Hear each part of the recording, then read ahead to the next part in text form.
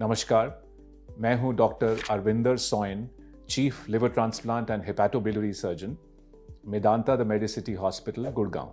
Liver donor कौन बन सकता है? लिवर डोनर फैमिली मेंबर होना चाहिए, 18 से 55 उनकी एज होनी चाहिए, ओवरवेट नहीं होने चाहिए, अपने हाइट के हिसाब से उनका वेट होना चाहिए और ब्लड ग्रुप उनका पेशेंट से मैच करना चाहिए, यानी कि ब्लड ग्रुप सेम हो जो पेशेंट का हो या ब्लड ग्रुप ओ हो जो यूनिवर्सल डोनर है। इसके अलावा लिवर के विशेषज्ञ और लिवर ट्रांसप्लांट टीम जिनके पास लिवर डोनर जाते हैं वो उनकी डिटेल में इन्वेस्टिगेशन करते हैं देखने के लिए कि लिवर डोनर के लिए डोनेशन सेफ है और उनका लिवर पेशेंट के लिए सूटेबल है।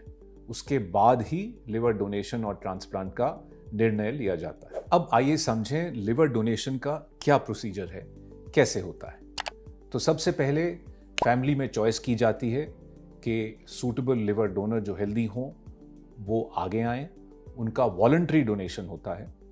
तो इस तरह के इंसान का पहले इवैल्यूएशन होता है जिसमें सेफ्टी देखी जाती है और पेशेंट के साथ मैचिंग देखी जाती है। और जब ये निश्चित हो जाता है कि मैचिंग भी है और डोनर के लिए सेफ है तो उसके बाद लिवर डोनेशन और ट्रांसप्लांट का ऑपरेशन होता है। तो लिवर डोनेशन एक बड़े कट से भी हो सकता है जिसको ओपन सर्जरी बोलते हैं और एक रोबोटिक अप्रोच से भी हो सकता है जो दूरबीन की सर्जरी है, जो हमारे मेदांता लिवर ट्रांसप्लांट इंस्टीट्यूट में सबसे पहले भारत में डेवलप हुई है और अब हम 80% से ज़्यादा लिवर डोनर्स की सर्जरी रोबोटिकली करते हैं। तो रोबोटिक अप्रोच कैसे होती है कि 3-4 छोटे छोटे होल्स करके फाइन इंस्ट्रूमेंट से हम लिवर की सर्जरी कर लेते हैं, वो हिस्सा सेपरेट कर लेते हैं जिसे निकालना है और फिर एक छोटा कट यहाँ बेल्ट के नीचे प्यूबिक बोन के ऊपर छोटा कट दे के वहाँ से लिवर का वो हिस्सा निकाल लेते हैं। तो रोबोटिक सर्जरी में ये बड़ा कट नहीं आता है, छोटा कट आता है,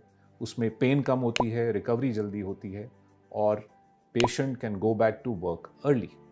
तो ये एक आधुनिक टेक्निक है जिससे डोनर को कंफर्ट रहता है और वो किसी की जान भी बचा सकते हैं।